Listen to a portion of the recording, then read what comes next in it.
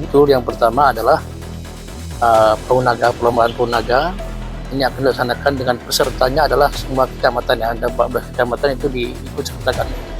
Ini tujuannya adalah untuk memeriahkan HUT RI yang ke-80. Ini yang pertama. Kemudian yang keduanya ada karung jeram. Ini melibatkan semua SKPK, akan diperlombakan juga nanti SKPK.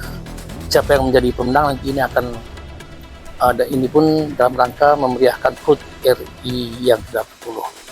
Ini sementara ada 2 event dari Dinas Pariwisata yang dapat dilaksanakan tahun 2025 ini. Ini jadwal akan kita sesuaikan, cuman kita sudah menginformasikan kepada semua kecamatan bahwa para peserta itu sudah segera untuk melakukan latihan-latihan dalam rangka persiapan pelaksanaan lomba nantinya. Yang pastinya adalah dalam rangka memeriahkan HUT RI yang ke-80.